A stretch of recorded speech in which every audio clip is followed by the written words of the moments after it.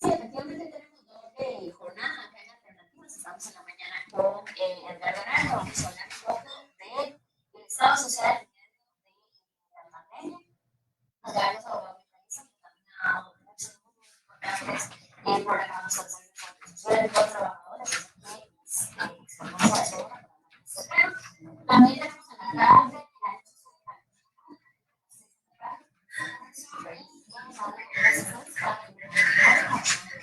hoy tenemos una semana y vamos a estar con ustedes hablando de los trabajadores y trabajadoras en Costa Rica. Hola, muy buenos días a todas y a todas las personas que escuchan acá a través de...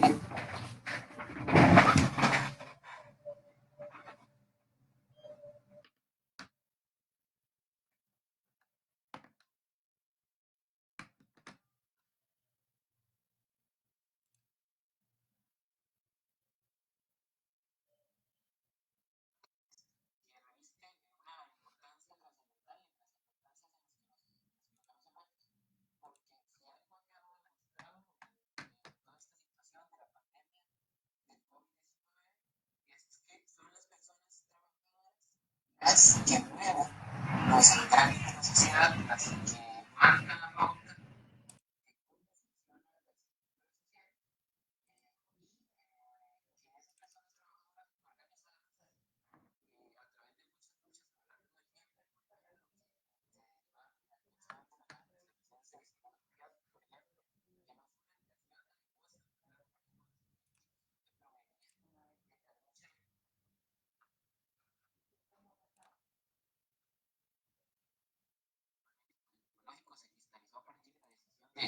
De tres políticos. Sí, ayer llamaron y hoy seguro están descansando porque dice que estos días son muchísimo trabajo. Dice la que ya está tan cansada que no puede. Dice es más cansado de trabajar que de la casa.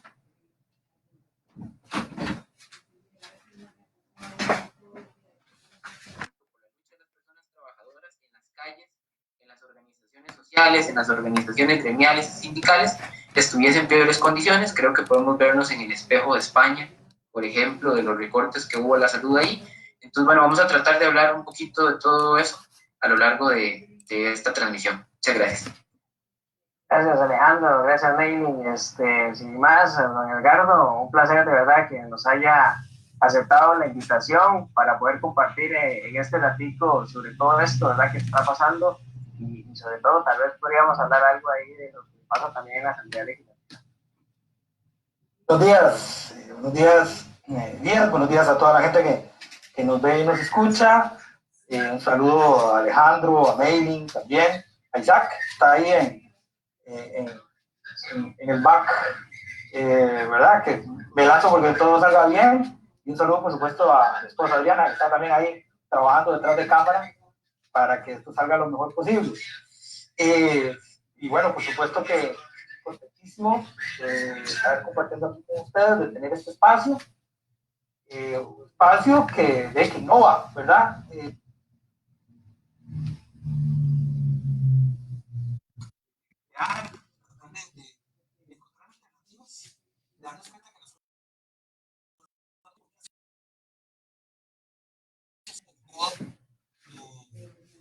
Como decía Einstein, ¿verdad? Esa especie de locura de esperar resultados distintos haciendo exactamente lo mismo. Y bueno, esto es un ejemplo.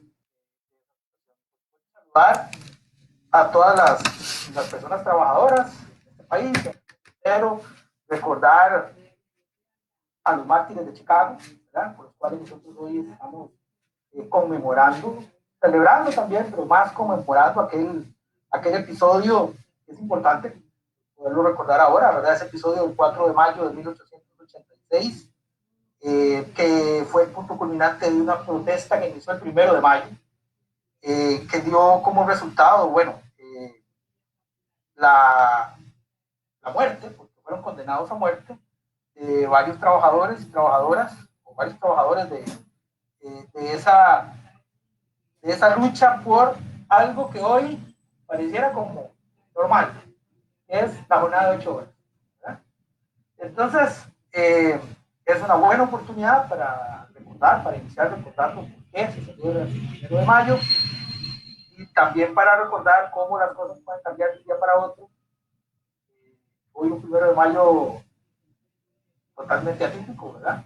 Sin gente en la calle, cuidándolos y por supuesto pidiéndole a la gente que mantenga esas normas tan necesarias para lograr algo que hoy este país lo está convirtiendo en un ejemplo. Ayer leía un artículo de la BBC Mundo, y el título y por ahí podríamos empezar esta charla, cómo Costa Rica ha logrado tener un índice tan bajo de muertes, a pesar de tener digamos, proporcional a la población, un índice de contagio medianamente alto. Sin embargo, la muerte por esta pandemia en Costa Rica, dichosamente, es de los más bajos de América Latina y del mundo.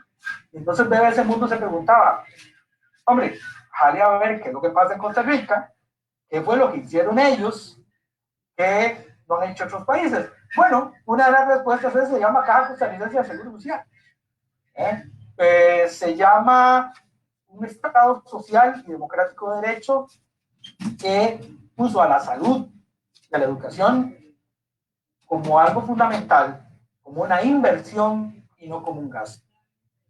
Yo quiero escuchar a muchas voces en otros momentos que nos han tenido durante 20 o 30 años bajo un ataque constante hacia lo público, un ataque constante hacia el Estado, hacia todo lo que tenga que ver con un manejo público de la salud, de la educación.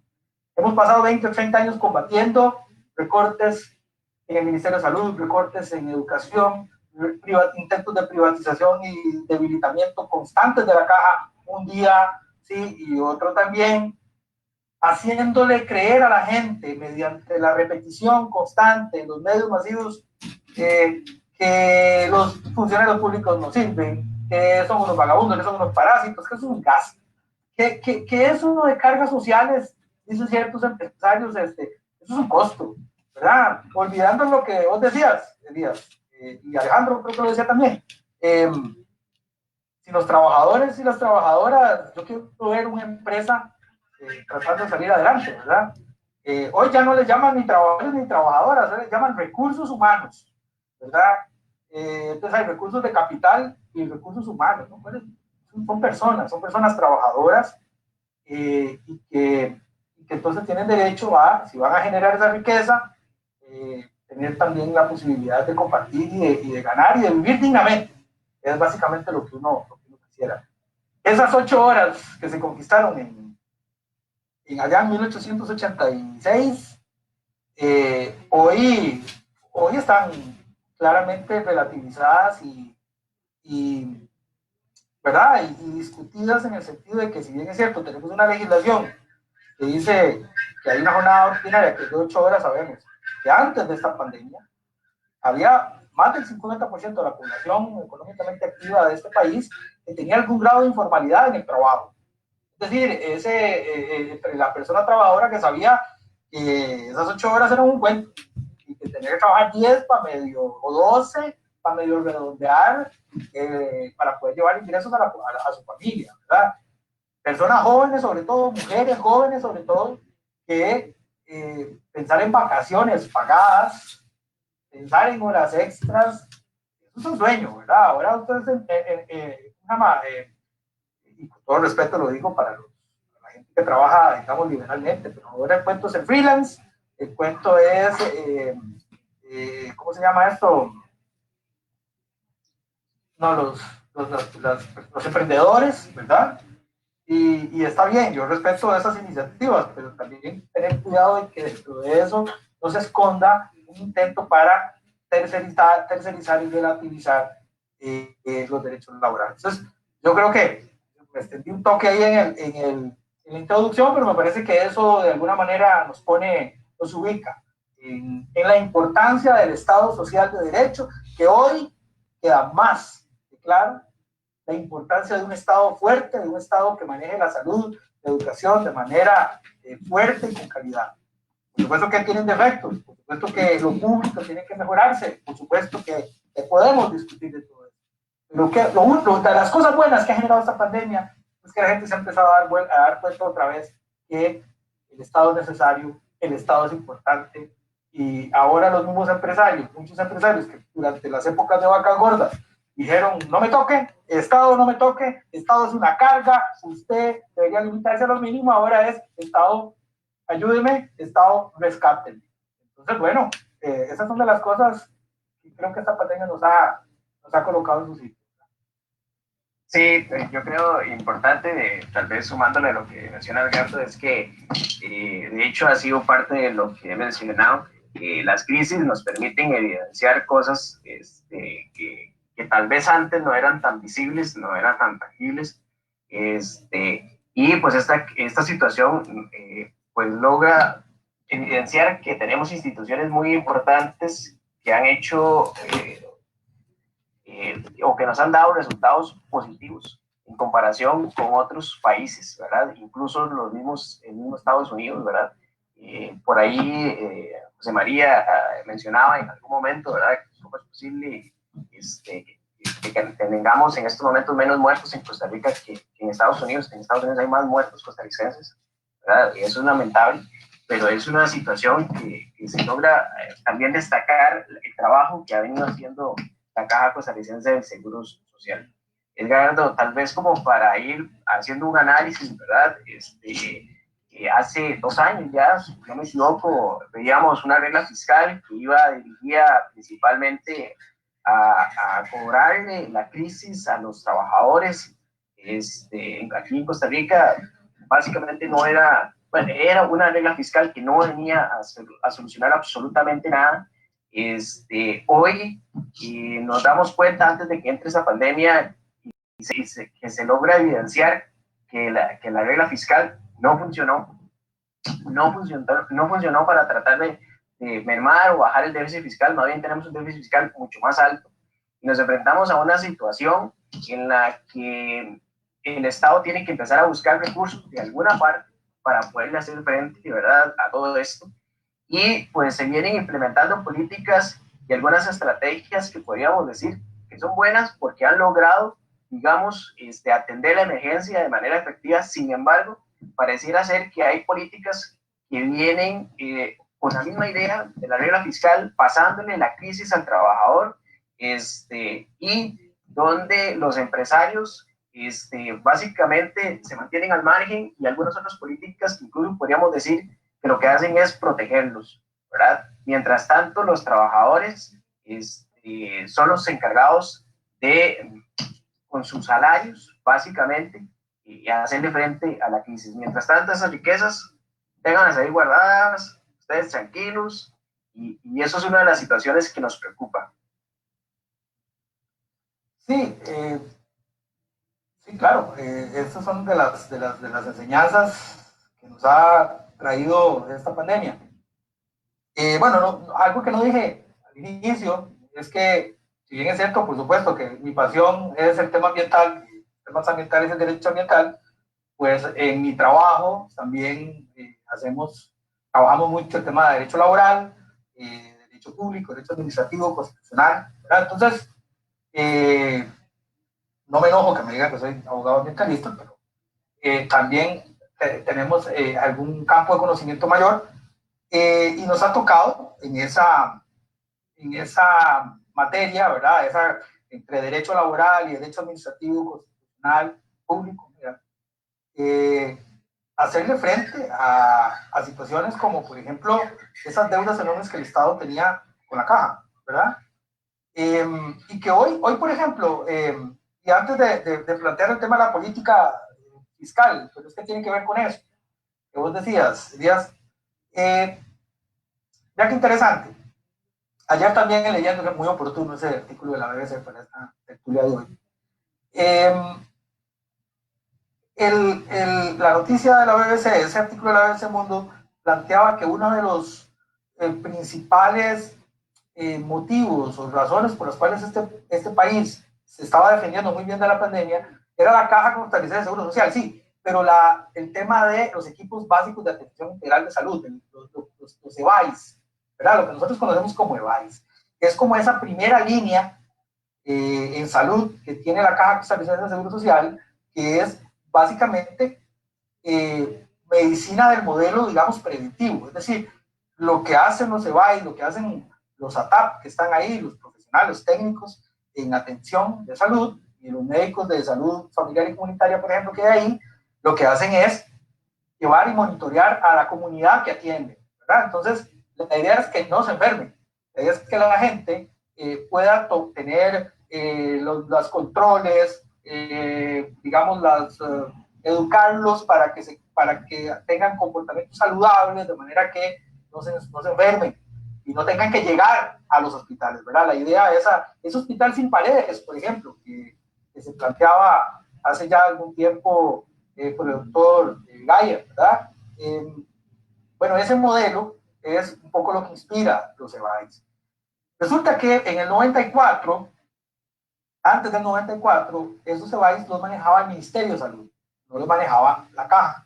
O sea, que digamos, los funcionarios de ese primer nivel de salud, que ya existía, que ya era un modelo que se venía aplicando, no eran de la Caja. En el 94, producto de este montón de políticas, digamos, restrictoras del gasto público, restrictoras de lo público, que en ese momento, digamos, estaban en su punto más álgido con el tema de aquellos famosos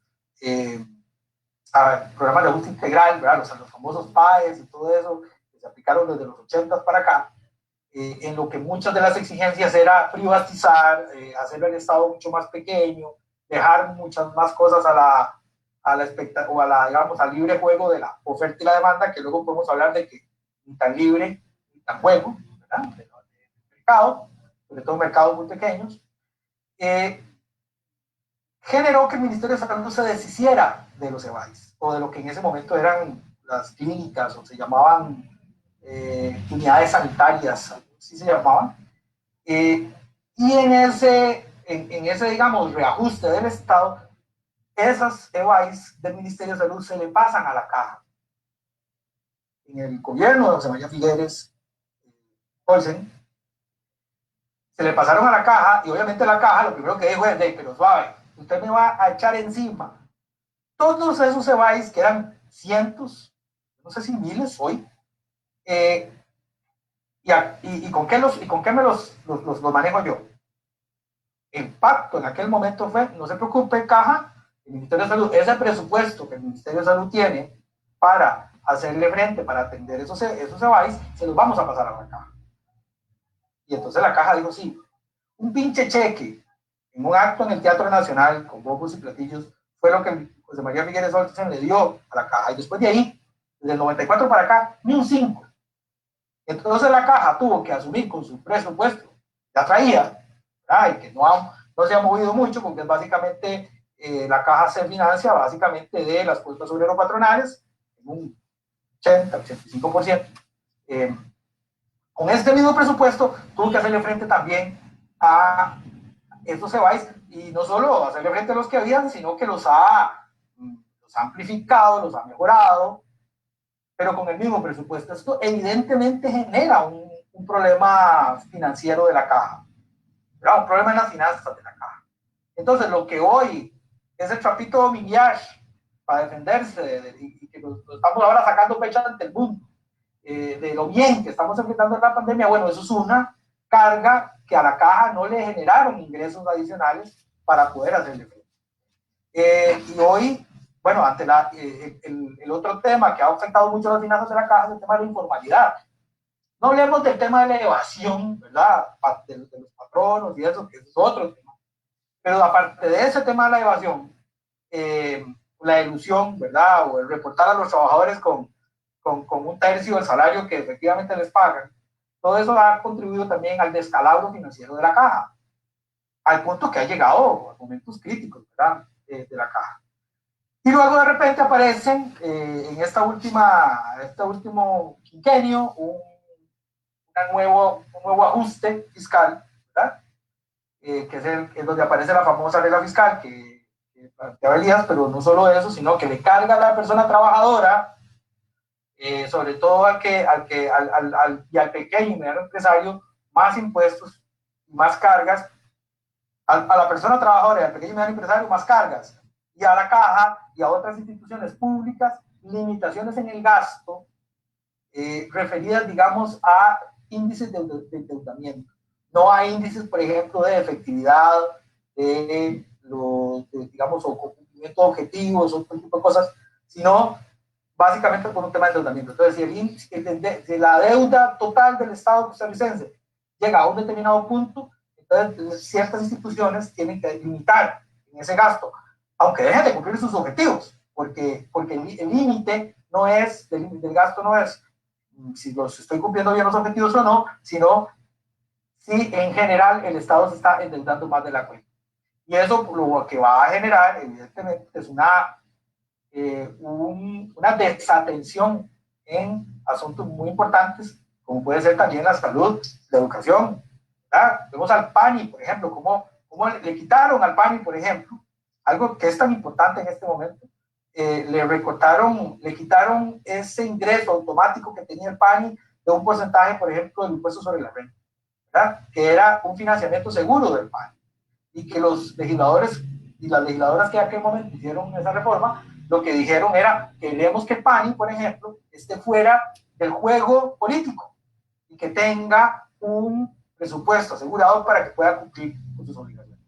Sin embargo, se lo quitaron y pusieron esas reglas fiscales y que no pudieron efectivamente, bueno, nadie prevía esta pandemia, pero en el primer zarandeo fuerte hubo que abortar la regla fiscal, prácticamente la regla fiscal está abortada todos los sistemas, porque ahora lo público es necesario, la inversión pública es necesaria. Y esto me lleva a otro tema.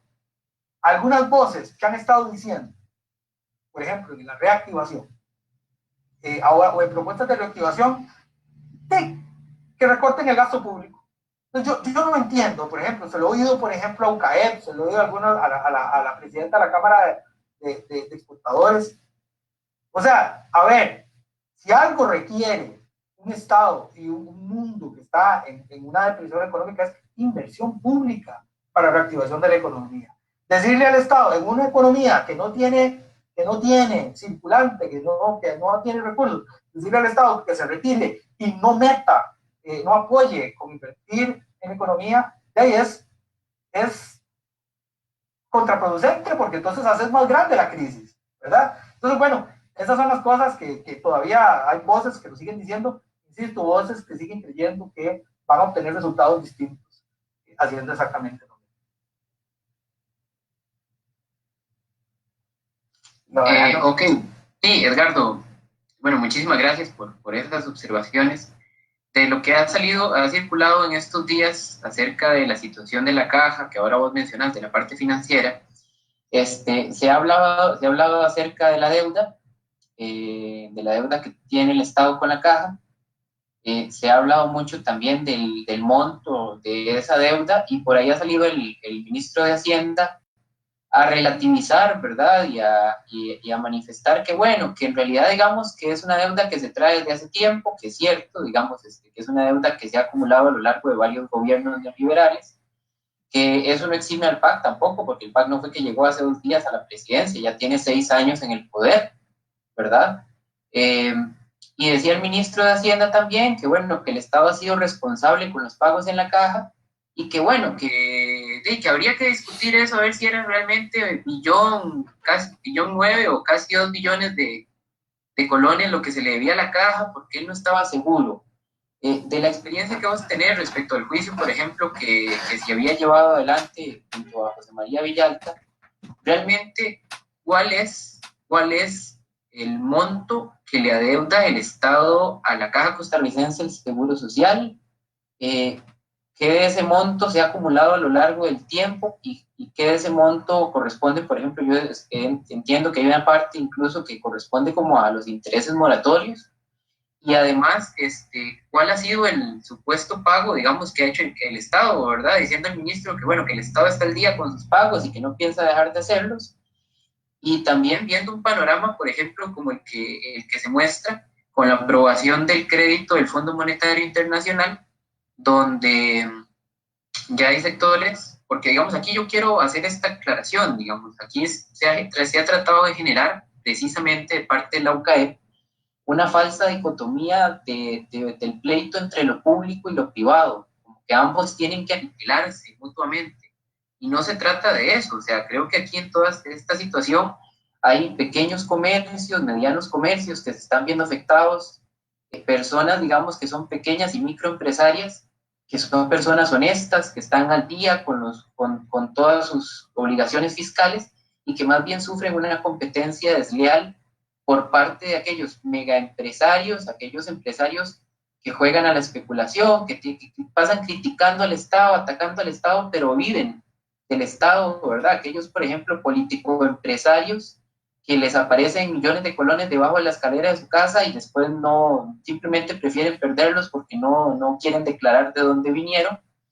Entonces, no, yo creo que no hay una dicotomía ahí entre lo público y lo privado, no tienen que ser enemigos, pero sin embargo, pues en estas circunstancias hay que darle relevancia a lo público, que es lo que es para todos. Entonces, Edgar, tal vez si nos puedes mencionar realmente cuál es ese monto de la deuda que existe del Estado hacia la caja, quiénes son los responsables a lo largo de todo este tiempo de que exista esa deuda, y además, si realmente el Estado ha sido serio a la hora de cumplir con sus obligaciones, y cómo se podría, por ahí han venido circulando algunas ideas de cómo pagarle y eso, pero con el fondo, el préstamo del Fondo Monetario Internacional, sabemos que detrás vienen los gritos de la UCAEP y de algunas instancias internacionales ok, les prestamos esto, pero recorten en lo público, reduzcan salarios, aumenten la tasa de impuestos, en fin. Tal vez que nos puedas precisar esos números para ver qué tan cierto es eso que publicó un día de estos el ministro de Hacienda.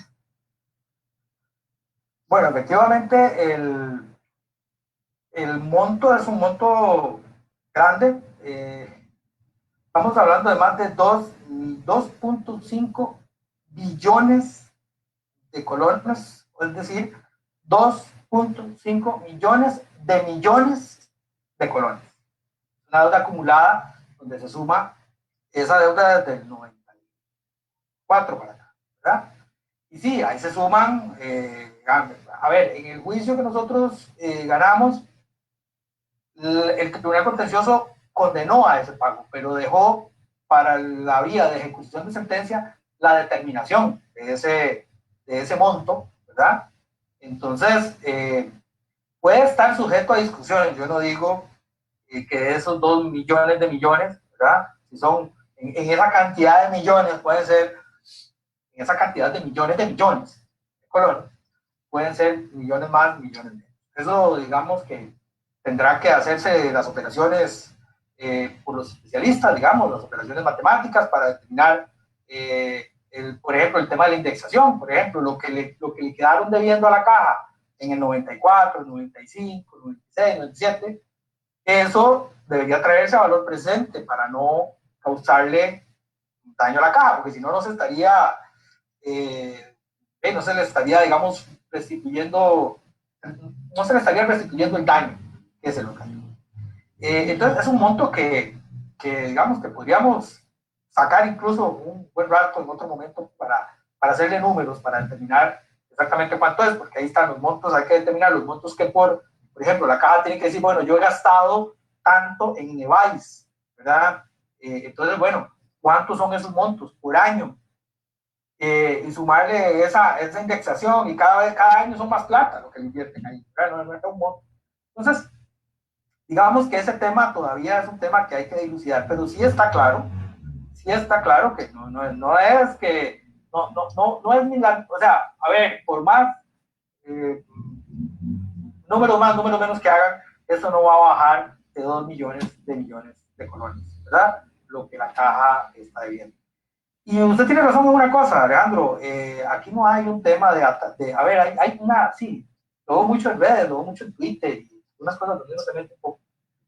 Pero esa discusión, no sé, entre lo público, entre los que defienden lo público, defienden lo privado, y entonces pareciera que son cosas incompatibles. Yo coincido con usted de que ahí, o sea, a ver, el sector privado es un sector que existe, que va a existir, que el mercado va a existir y que nosotros, y que bueno, ahora los que le entren al asunto, ¿verdad? Y que puedan tener ganancias, generar empleo, siempre y cuando sea empleo digno, empleo de calidad, empleo decente, es algo que nosotros deberíamos, y que un Estado es lo que debería promover, ¿verdad? Una justa distribución de la riqueza, generar actividades o posibilidades de actividad económica que el sector privado pueda asumir y que lo asuma de manera responsable. Y efectivamente aquí nuestro principal señalamiento es sobre todo para ese gran empresariado, ese gran capital, ¿verdad? Normalmente vinculado con el capital especulativo financiero,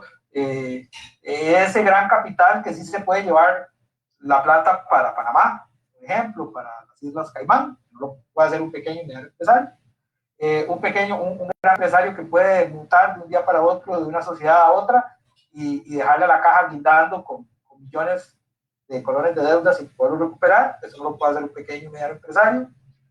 Los pequeños y medianos empresarios, las personas trabajadoras, formalizadas del sector público y del sector privado, cumplen, ¿verdad? Cabalmente sus cuotas sobre los patronales, no tienen de otra. Y ahí me hace mucha gracia porque si un pequeño y mediano empresario deja de pagarle sus cuotas a la caja, probablemente al día siguiente le cierran el negocio, ¿verdad? Y es un gran golpe. Y no le perdonan nada. Mire, que es que yo no tengo plata. Resulta que el Estado sí puede. Ah, yo no tengo plata. Yo no tengo plata. Ahí vemos cómo hacemos, ¿verdad? Y no se vale. No se vale. A ver, lo que sí refleja es que nunca han estado comprometidos con la caja. O sea, que desde los 90 para acá se le ha priorizado otras cosas. Se ha priorizado porque eso es un poco la lógica esta del presupuesto familiar, ¿verdad? Cuando el chiquito le dice, mire, es que yo quiero un carrito de juguete de última generación, un Transformer, digamos. Sí, la familia, ¿qué le dice? Que no hay plata. No, para eso no hay plata. No es que no hay plata, no es que la familia no tenga plata, la familia no tiene plata para eso. Pero resulta que a veces es decir, mire, es que para la caja, no, es que para la caja no hay plata, es que no tengo plata. No, sí tenés plata, sí tenés plata. El asunto es que decidiste darla a otro lado, priorizar en otro lado. Entonces ya es hora de que empecemos a priorizar a la caja. Entonces me parece muy peligroso un ministro de Hacienda que relativiza y que de alguna manera pone como en que, bueno, ahí veremos, ¿verdad? Tratando de bajarle el perfil y bajarle la importancia tan relevante que siempre ha tenido la caja, pero que lamentablemente tiene que darse una crisis como esta para que nos demos cuenta de la importancia. Y además, no solo la caja. A ver, ¿quién se hizo cargo de la distribución del alcohol en gel en ese país? ¿Quién fue? Panal, que hacía 3 días, hacía unos cuantas semanas, estaban diciendo que hay que venderla. ¿Qué hubiera hecho el Estado si no hubiera tenido a su disposición una fábrica para generar ese alcohol, por ejemplo?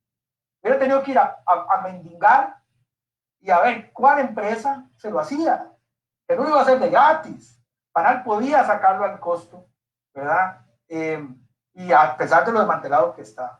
Hace nada estaban diciendo que había que cerrar el CNP. ¿Quién distribuyó alimentos? Bueno, ni siquiera pudo, o sea, estaba tan maltratado que al final no pudo con la distribución de alimentos, pero había un canal primario para distribuir alimentos que se llama CNP, que hasta hace poco también era una cosa que ya supuestamente hay que cerrar y que hay proyectos de ley en la Asamblea Legislativa para vender FANAL, para vender el CNP o para cerrar el CNP. Y bueno, esto nos vuelve a tirar aquí en la cara, le tira a los que quieren ese tipo de cosas, la importancia de tener un Estado fuerte y que tenga capacidad de enfrentar este tipo de cosas. Insisto, no hablamos de un Estado hipertrofiado, no hablamos de un Estado grande, inútil, ¿verdad? Sino un Estado fuerte, ágil. Y eso no significa que no estemos dispuestos, por ejemplo, a discutir de las mismas, a ver, que pueden haber cosas que se tienen que mejorar en el Estado. Mejorar, por ejemplo, el tema de la eficiencia, de la eficacia, o sea, que la plata y que los objetivos del Estado se cumplan, ¿verdad? No es el Estado por sí mismo, hay que tener ese cuidado también, ¿verdad? Alguna gente como que defiende lo público y defiende el Estado, pero también como desde su gremio o desde sus intereses personales. No, querer que haya un Estado fuerte, un Estado social que pueda combatir esta pandemia, por ejemplo, no significa tener y caer en el rollo de querer que el Estado está bien así, que todo está bien. No, hay cosas que hay que mejorar, pero por ejemplo me parece clave que el Estado tenga que manejar áreas estratégicas en el país. Estados Unidos, que no será un modelo de Estado, digamos, de Estado social, de hecho. El tema de la soberanía alimentaria, por ejemplo, y de la seguridad alimentaria no se lo deja a nadie. Ellos tienen más recursos que nosotros, claramente. Pero, por ejemplo, no dudan en subsidiar a sus agricultores, porque saben que como país que es un imperio, no puede depender la comida de nadie más. Como un Estado como el costarricense, sabiendo el tamaño que tenemos, el país que tenemos, las posibilidades de por ejemplo, de ir al mercado internacional con los recursos que tenemos para comprar comida, para ese tipo de cosas, no tiene políticas claras para asegurar un mínimo nutricional. Mire, Costa Rica, un verdadero Estado social y democrático de derecho, con un CNP fuerte, con un Ministerio de Agricultura fuerte, debería estar en este momento diciendo cuál es la dieta, debería tener ya clara cuál es la dieta nutricional que el costarricense en promedio debería consumir por día. Y decir, nosotros tenemos que garantizarle que por lo menos por 6 meses o por un año, si en este momento se nos cierran las fronteras, todos los que nos escuchan, o sea, a ver, estamos en una crisis mundial. ¿Qué pasa si los que hoy nos venden arroz nos dicen, no, es que la cosa está, yo no sé, hay mucha incertidumbre, yo tengo que alimentar a mi gente, no les vendo arroz, no les vendo frijoles, primero me los tengo que guardar porque no sé cuánto va a durar esto, y lo que tenía para venderle a usted, ya no se lo puedo vender. O que suceda como lo que sucedió con las mascarillas, y los episodios estos de la guerra de las mascarillas, ustedes vieron cómo de China, llegaba alguien por el cargamento de mascarillas y decían los chinos, no, es que llegaron los gringos o los otros, nos pagaron el doble y se fue. A ver, yo no digo que haya que producir, o sea, que lo que haya, que tenemos que comernos todo lo que producimos. Y está bien que haya, digamos, algún tipo de flexibilización o de, a ver, no queremos monocultivos, queremos que haya diversidad y que se exporte también, con toda la responsabilidad del caso, tanto ambiental como laboral. Pero Costa Rica no ha hecho nada y ha abandonado su agro, por ejemplo, al pequeño y mediano agricultor. Es el que produce las hortalizas, el que produce los granos básicos. Debería garantizar un mínimo de frijoles, un mínimo de arroz, un mínimo de carne, de leche, de huevos, para que en un caso que no sea una guerra de las mascarillas, sino una guerra de los frijoles, una guerra del arroz, Costa Rica pueda tener la capacidad de decir, bueno, tenemos 6 meses, tranquila gente, tenemos 6 meses que mínimamente yo le puedo garantizar a usted que usted va a poder comer un poquito de arroz, un poquito de frijoles, un poquito de ensalada o hortalizas o lo que sea, y pueda pasar, digamos, esa crisis. Eso hoy no lo tiene el Estado, deberíamos ir hacia eso. Y eso es otra de las cosas que esta pandemia nos está diciendo. El Estado no puede dejar el libre juego de la oferta y la demanda en el mercado de cosas esenciales, porque cuando pasen este tipo de cosas tenemos que estar medianamente preparados, ¿verdad? Y por eso es que esto nos da para hablar no sé cuánto tiempo más, pero es no solo la caja, es todo ese músculo público que Costa Rica ha demostrado que todavía tiene, a pesar de los ataques furibundos, a pesar de que lo muerden y lo golpean una y otra vez. Hoy tenemos funcionarios públicos que ya no son considerados ni parásitos ni vagabundos, sino que hoy son nuestros héroes. Y en buena hora, de las cosas buenas que esta tragedia nos ha traído es ese repensar de lo público y que debemos aprovecharlos, que durante muchos años hemos defendido la importancia de lo público en el país, ¿verdad? Y tal vez importante sumarle a lo que decía Edgardo, es que no solamente nos aseguramos el abastecimiento de alimentos, ¿verdad?, básicos y necesarios en nuestra dieta, sino que también ayudamos a que la economía a nivel local se mantenga fuerte, ¿verdad? Porque no estamos comprando afuera, nuestro dinero no está saliendo afuera, sino se está quedando acá. Y eso permite, pues, que al interno nos mantengamos fuertes.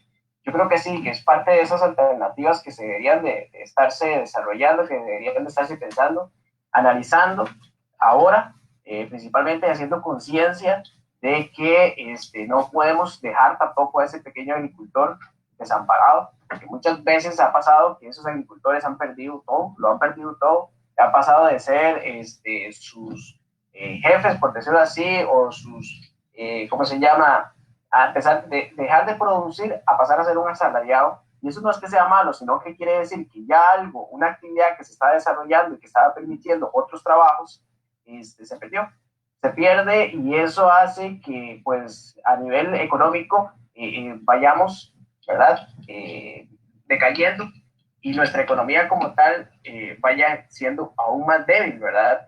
Entonces, sí, importantísimo esa parte. No sé si Maylin por ahí tiene preguntas. Maylin. Sí, efectivamente. Bueno, ahora que estaba hablando, Edgar mencionaba varios temas, entre ellos el tema de la FONAL. Precisamente antes de que se viniera este tema, estábamos en el caso de Grecia particularmente, que es donde está la fábrica, estábamos como alistándonos o preparándonos para iniciar esa pelea en defensa de la FONAL, como ya lo habíamos hecho en el año 2012-2013, cuando Laura Chinchilla inició con la historia de la venta de la FONAL también, ¿verdad? Que no es la primera vez que sucede.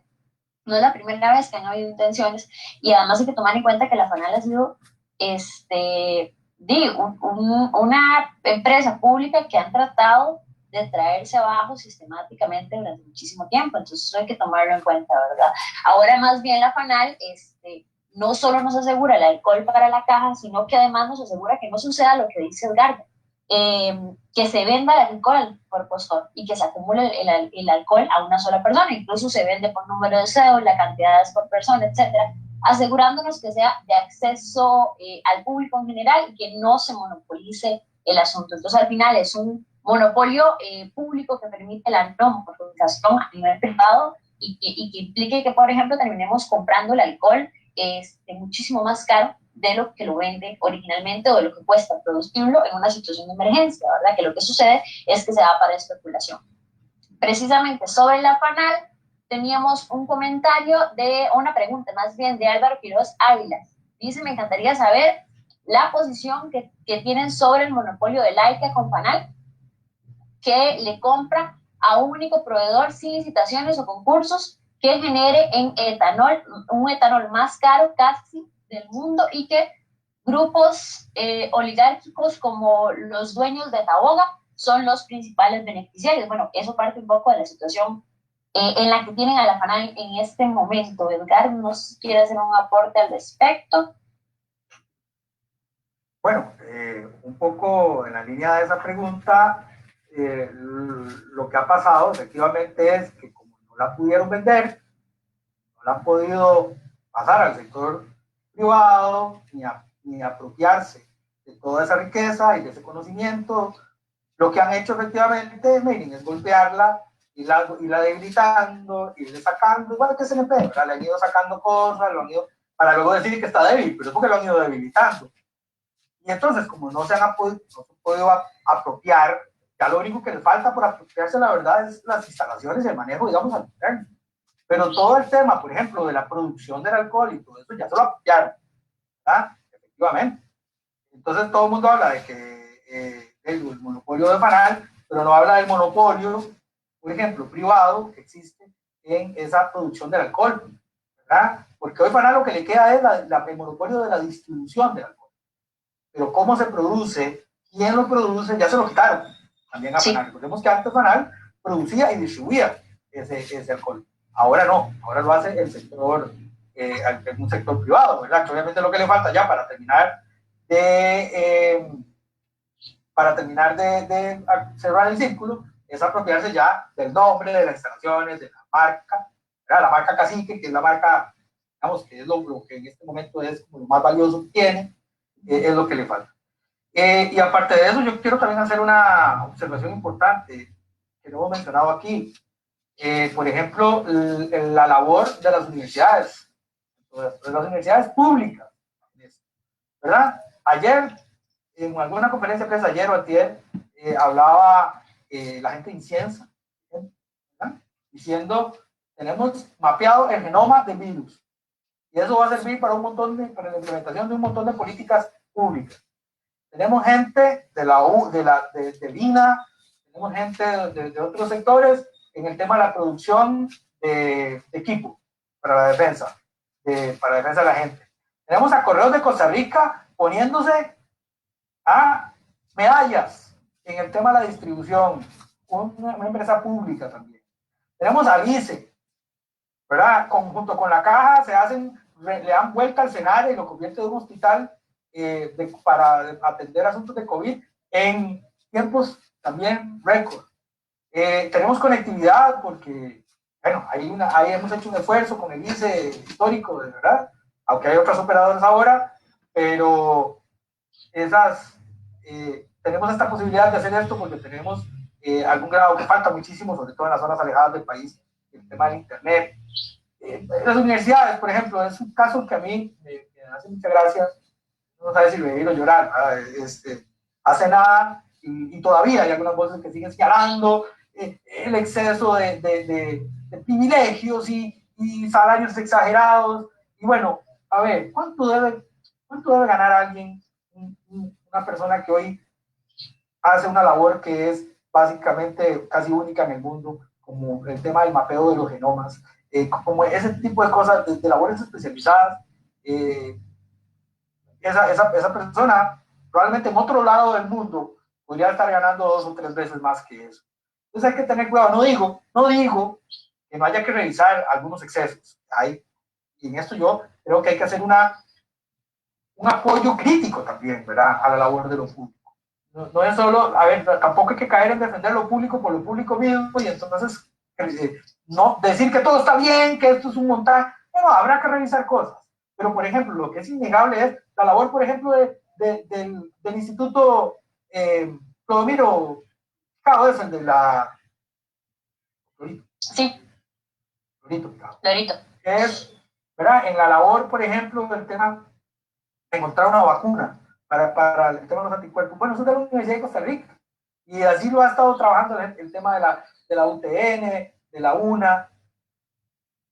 Y uno dice, bueno, hasta hace poco eran instituciones atacadas, todavía hoy salen algunas voces a decir, cojan plata del FES para combatir la pandemia, cojan plata del salario escolar, ¿verdad? Íbamos a hablar más del salario escolar, se nos fue por otro lado la cosa, que no es una dádiva ni un privilegio, es un aumento inferido de salario. ¿Sí? Cuando la persona trabajadora del sector público recibe el salario escolar, ya lo trabajó, ya lo devengó, ¿verdad? No es una cosa, digamos, una regalía que haga el Estado. Y así podríamos hablar de un montón de cosas. Yo sé que el tiempo ya, más bien creo que se nos fue la mano, pero yo quería hacer una última reflexión. No sé ustedes si tienen alguna otra pregunta, pero sobre la vuelta a la normalidad, digamos, ahora. A mí me preocupan algunas cosas, desde lo público y desde el tema, por ejemplo, del tema ambiental. ¿Cómo nos plantea un gran reto el volver, digamos, a la nueva normalidad? No vamos a volver a lo que era antes. Hay que tener mucho cuidado que esas voces no empiecen a penetrar más en la gente, por ejemplo, las cosas que decir, para reactivar la economía, entonces ahora hay que sacar petróleo, ahora hay que sacar el oro, ahora hay que sacar, volver al extractivismo, como decía, no sé, alguien por ahí que parecía que estaba ya delirando, ¿verdad? De hacer bonos con la riqueza mineral de este país. Esa riqueza mineral que hay, obviamente, hay cobre, plata, litio, ¿eso dónde está? Está debajo de nuestra más grande diversidad, biodiversidad, está debajo de nuestra agua. Entonces, volvamos, y ojalá que hayamos aprendido, que cuando volvamos a la nueva normalidad, hayamos aprendido lo realmente importante de esta crisis. Lo más importante, ¿qué es lo más importante de esta crisis? Tener agua para lavarnos las manos, con jaboncito o con alcohol. Tener un mínimo de ingreso para poder satisfacer nuestras necesidades. ¿Quién ha ocupado cadenas de oro en este momento, por ejemplo? ¿A quién le va a servir el oro para salir de esta pandemia? Que me digan, ¿verdad? O, bueno, el petróleo no vale un 5. Y ojalá que lo que nos preocupa es que cuando vuelva al arranque va a haber mucha gente diciendo que hay que ir por esos recursos van a intentar, va a haber mucha presión sobre esos recursos. Y nuestra naturaleza, que es la que más se ha beneficiado y la que finalmente nos va a beneficiar como seres humanos, vaya a ser la más afectada con una reactivación, como intentar volver a la normalidad. Entonces, que nos quede claro, tratemos de, si queremos resultados distintos, hagamos las cosas diferentes, no volvamos a lo que en algún momento pudo servir, pero que obviamente no sirvió, como el tema del extractivismo, como el tema de la explotación económica. Necesitamos trabajadores y trabajadoras con salarios decentes, necesitamos gente que pueda vivir dignamente. Eso es lo que se ocupa, y que sea, que nos quede planeta y nos quede vida para las futuras generaciones, que aún no han nacido. Sí, yo en eso quería, hay un aporte de Luis Fernando, dice que se pierde la oportunidad de ser solidario si el capital es nacional, hay posibilidad de ser solidario. Menciona el caso de Uruguay, donde los ganaderos pudieron donar cantidades importantes de dinero para atender la emergencia del COVID. Bueno, eso es parte un poco de lo que mencionaba Edgardo. Hablaba, por ejemplo, del monocultivo. Tenemos en riesgo nuestra soberanía alimentaria porque por años hemos dejado a nuestros agricultores de las zonas más alejadas en manos de los piñeros, ¿verdad? Que les han reducido sus posibilidades en sus propias tierras. Y bueno, ahora estamos enfrentando una crisis general que pone en riesgo nuestra soberanía alimentaria precisamente por eso.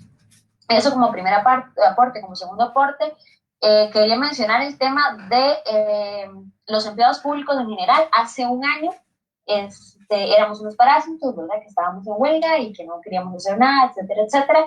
Bueno, ahora vamos a ver, están hablando de reducir incluso el salario a personas del sector público que tienen qué sé yo, un salario de 1 millón de colones, que les quieren reducir un 15%, que un día están hablando de una contribución solidaria. Ahora sí, nosotros tenemos que poner una contribución solidaria, que digo, no estaría mal analizar ciertos salarios del sector público para que se les cobre esa contribución solidaria. No estoy en contra del todo, hay que ver a quiénes se le va a cobrar, ese es otro asunto, ¿verdad? No se lo vamos a cobrar a Concerti, que gana el salario mínimo, no se lo vamos a cobrar al docente que tiene menos de medio tiempo de clases, ¿verdad? Y que solo trabaja a medio tiempo.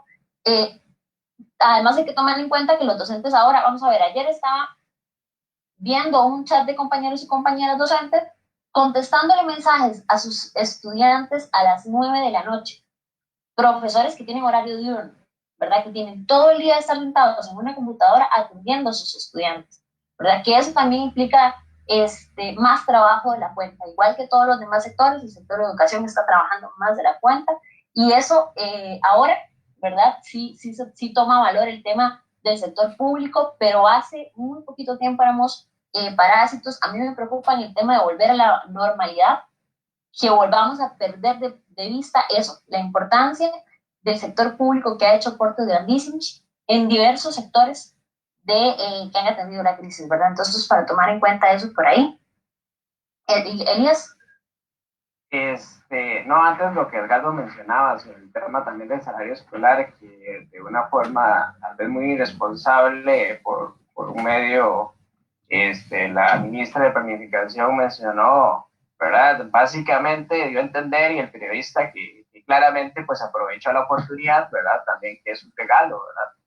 Según las palabras Entonces, yo sé que Edgardo, usted lo acaba de mencionar, y yo creo que esto es uno de los temas que a veces es cansado seguir discutiendo y analizando esto, ¿verdad? Pero los medios y muchos, y ahora ver a la ministra de Planificación que se pone también en esto, luego tengo que desmentirse, pero bueno, no sé si de una forma muy compacta y en unos minutos, si nos puedes explicar básicamente lo del tema del salario escolar. Yo sé que ya se nos está acabando como el tiempo, pero tal vez así hacerlo de forma muy resumida.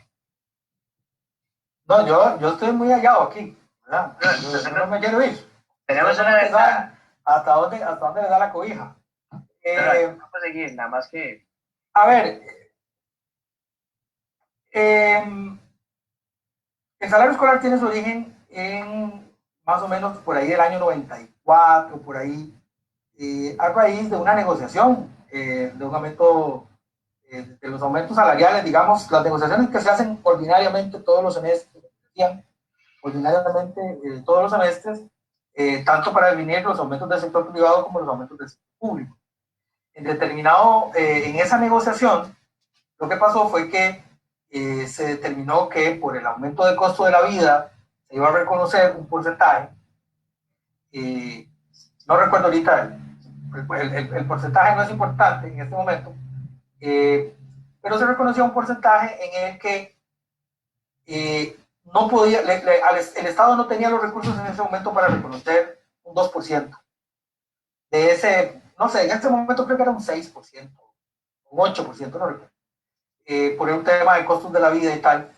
Y entonces lo que se hizo fue que se aplicó una parte del aumento, pongamos de ese 8, que se aplicaron un 6, y ese 2, lo que hicieron fue, lo que el Estado dijo es, vea, yo no se los puedo pagar ahora, yo lo que voy a hacer es que se lo voy a retener y se lo voy a pagar al año siguiente en los primeros meses.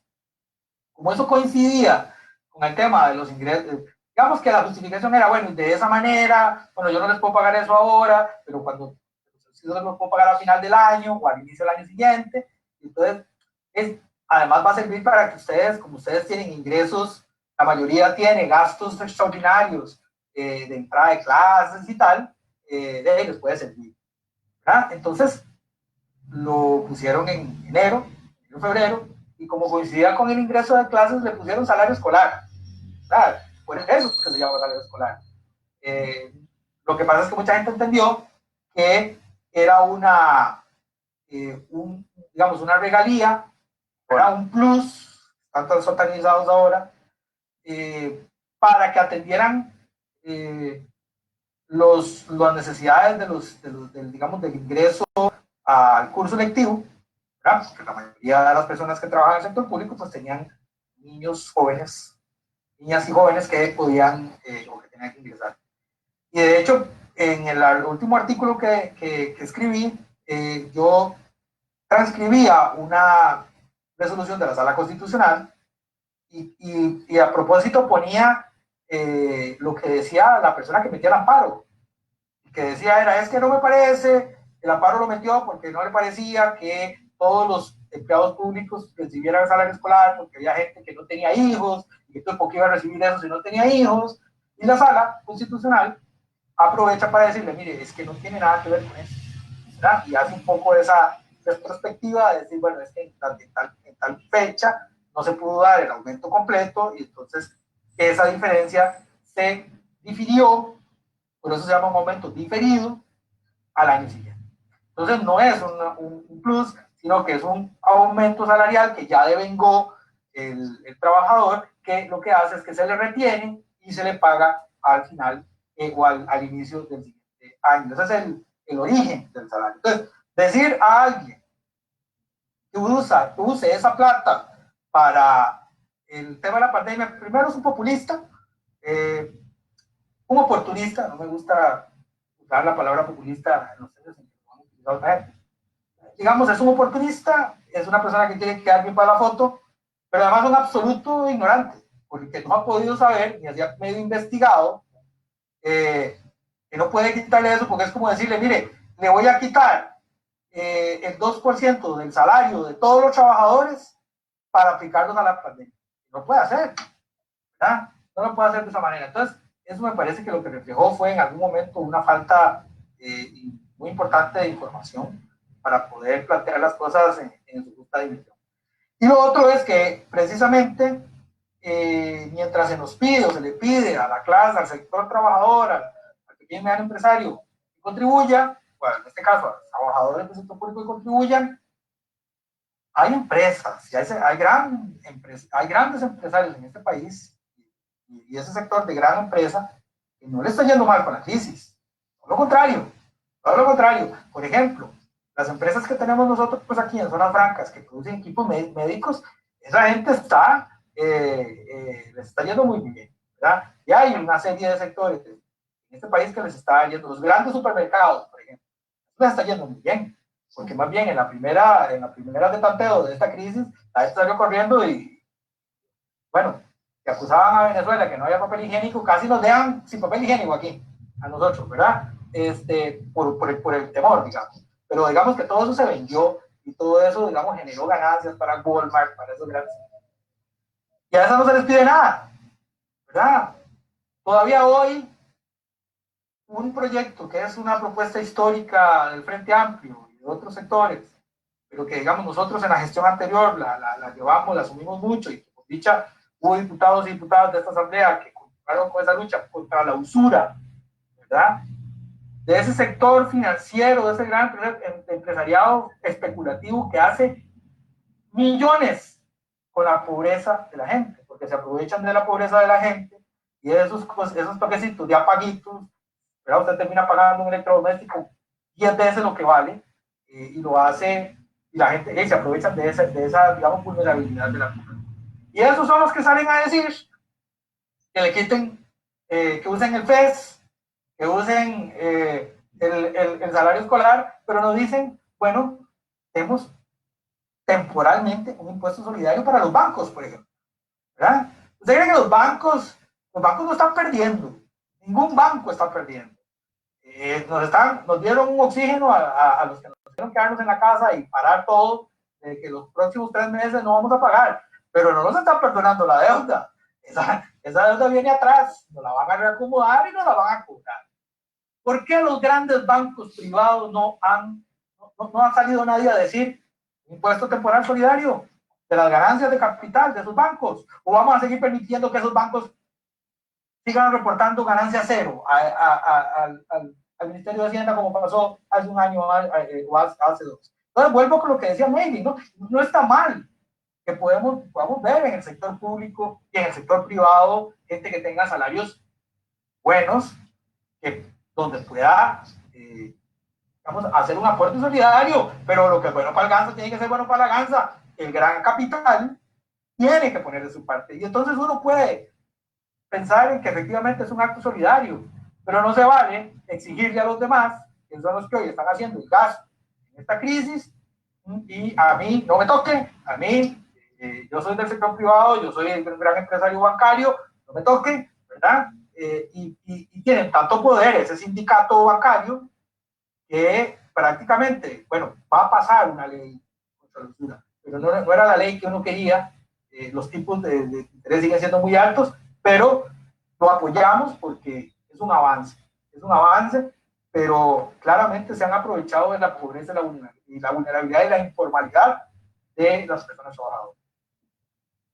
Sí, un poco también como disparándonos, queriendo dispararse en el pie o dispararle en el pie a la economía, en el sentido de que, vamos a ver, si el salario escolar no se da en enero, el comercio en enero no tiene ingresos, básicamente, ¿verdad? Eso también hay que tomarlo en cuenta. Igual que el aguinaldo, que es una inyección de capital muy importante para la economía local. Bueno, el salario escolar también no es, ¿verdad? Entonces, si no lo vamos a dar en enero, una economía que de por sí va a estar golpeada por la crisis durante todo el año, pues no va a recibir capital en enero del salario escolar del sector público, que es además importantísimo porque somos muchos empleados públicos. Solo de educadores sabemos más de 50,000, 70,000 en la planilla del NEP, sin contar con todos los demás sectores, ¿verdad? Así que es además absurdo, es un poco suicida y es no querer dar el brazo a torcer de a quién deberíamos estarle cobrando un bono solidario en lugar de cobrárselo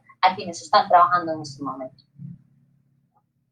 Yo para cerrar, quería, bueno, primero agradecerle a Edgardo por la participación, agradecerle a todas las personas que nos han estado siguiendo a través de esta transmisión, recordarles que este programa Alternativas es parte de la Asociación Cultural Buen Vivir de Grecia y que tiene como objetivo, digamos, entre otras muchas cosas, y fomentar, como su nombre lo dice, la discusión, la participación y la construcción de alternativas, precisamente, ¿verdad?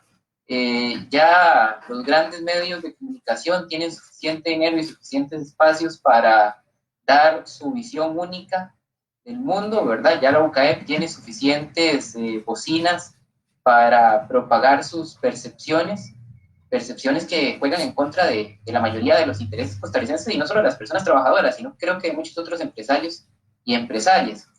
Y entonces también recordarle a las personas que nos han seguido el día de hoy, que nos han escuchado, que de los diversos temas que se han tocado de una u otra forma aquí, existen también programas de los que hemos ya realizado que pueden servirles, ¿verdad? Nosotros aquí hemos discutido sobre el tema de la FANAL con personas trabajadoras de la institución, sobre la importancia de FANAL, por ejemplo, y el alcohol que da a precio de costo para la caja, sobre el aporte económico que le da a las asociaciones de desarrollo y a la Municipalidad de Grecia. Hemos discutido aquí también, hemos tenido a personas como Sofía Guillén y Luis Polino Vargas para darnos perspectivas alternativas de la economía. Hemos hablado aquí también, por ejemplo, de la protección y la trascendencia de la protección del medio ambiente. Entonces, para todas aquellas personas que, Mario de Bandas también, en fin, entonces todas aquellas personas que tuviesen dudas a lo largo del programa, algunas de las cosas que se discutieron, ¿verdad?, que Edgardo nos amplió y de la importancia que tienen las instituciones públicas, nosotros aquí pueden buscarlos en nuestra página, tenemos una serie de programas que de seguro les van a gustar. Y nuevamente resaltar el agradecimiento a Edgardo por su participación, por su experiencia, digamos, que nos viene a facilitar un poco esa experiencia que tiene como diputado de la República, como abogado y también como luchador social. Edgardo, sí, pues ha estado ahí donde las papas queman, no solo en el discurso, sino también en la acción. Y eso es lo que queremos, ¿verdad? A fin de cuentas, que la gente se involucre, participe, construya visiones diferentes, alternativas. En la diversidad está la fortaleza. Y eso es lo que más se ocupa en este tipo de circunstancias, ¿verdad? Que podamos, sí, está bien, de acuerdo, unirnos alrededor de temas comunes, pero sin dejar de comprender que somos una sociedad diversa y que no existe solo la visión de un sector pequeño e poderoso, sino que también se pueden construir otras cosas. Nada más para cerrar, de mi parte, muchísimas gracias a todos. Acabo de leer la noticia, ya quedó oficialmente electo el presidente de la Asamblea Legislativa, el diputado Eduardo Cruzan, con los votos de Liberación Nacional y del PAC. Y bueno, a pesar de que, digamos, este programa no discute necesariamente cuestiones político-electorales, lo que sucede en la Asamblea Legislativa es fundamental para entender lo que pueda venir para el país y los intereses que están en juego. Entonces, para facilitarle también a las personas oyentes lo que sucede en la Asamblea Legislativa, los acuerdos que hay, con 36 votos a favor, Eduardo Cruzan, del Partido Restauración Nacional, es el nuevo presidente de la Asamblea Legislativa. Una Asamblea Legislativa que tiene decisiones muy importantes de camino y que también sabemos que tiene presiones y tiene intereses de por medio. Y parte del interés de este programa es que las personas informen y que realmente ejerzan ese poder ciudadano, porque si no, entonces lo van a hacer las cámaras empresariales, como ya lo hicieron, por ejemplo, con el texto de la acción de inconstitucionalidad contra la usura, ¿verdad? Digamos, contra el proyecto de usura, donde ya diputados reconocieron, por ejemplo, el diputado Lanescu y el diputado Estere reconocieron que ellos nada más firmaron el documento y que alguien más lo hizo, ¿verdad? Por ahí creo. Entonces, bueno, y agradecerle a todos y esperamos seguirnos en futuros programas, ¿verdad? Yo nada más quisiera Quisiera aportar que es un presidente de la Asamblea electo que le debe más de 56 millones a la Caja Costarricense de Seguro Social, así que tomemos eso en cuenta, ¿verdad? Sí, no, agradecerle de verdad a Edgardo que nos haya aceptado la invitación y este espacio, ¿verdad? Que la idea pues era en conmemoración del Día del Trabajador, pues tener un programa alternativo donde podamos también discutir de otros temas. No sé, Edgardo, tal vez un pequeño comentario de cierre. Bueno, primero agradecerle muchísimo a usted y a los Alejandro, y a Maiden, y a Isaac, y a Diana, está aquí atrás también. Agradecerles muchísimo el acompañamiento, la invitación. Por supuesto, rescato lo que decía Alejandro en el sentido de nadie tiene la verdad absoluta. Lo que nosotros planteamos aquí es un aporte para el debate. Que tenemos claro que es una sociedad que se construye desde muchos puntos de vista, pero que la importancia de contribuir al debate tiene que ver también con el aporte de voces en una sociedad en que la masificación o más bien la concentración de los medios de comunicación, de los grandes medios de comunicación, no permite que haya debate, porque cuando todos piensan de la misma forma, ¿para qué va a haber debate? Por eso también me preocupa un poco lo que pasa en la Asamblea Legislativa. No es normal, y alguien diría, alguien que tal vez no o tiene una lectura superficial de la cosa, diría, qué bueno la Asamblea Legislativa, mira qué capacidad de acuerdos tienen ahora, ¿verdad? Presidentes que se eligen con 30 y tantos votos, 36, sí, me decía, ¿verdad? Bueno, pero hay, no sé, el anterior se eligió con 40 y tantos, hay leyes que se aprueban ahí con, bueno, la Contralora se aprobó, la continuación del nombramiento de la Contralora se aprobó por 40 y tantos, y entonces alguien que tiene una lectura superficial dice, hombre, ¿qué capacidad de acuerdo tiene esta Asamblea Legislativa? Deberían haber aprendido las otras Asambleas Legislativas. Cuando uno se da cuenta que todos los que están ahí piensan exactamente igual, mire, si la diferencia, básicamente, los que están hoy en esa Asamblea es que unos son fundamentalistas religiosos y otros no, ¿verdad? Pero aparte de eso, en la visión económica y la visión de sociedad, salvo la fracción de Frente Amplio y salvo alguna par de excepciones honrosas que destacamos ahí, básicamente eso es una asamblea de pensamiento único, ¿verdad? Y bueno, qué oportuna la noticia, Alejandro, de que hoy que estuvimos hablando tanto de la caja y la importancia de la caja, es tener ese dato de esa deuda.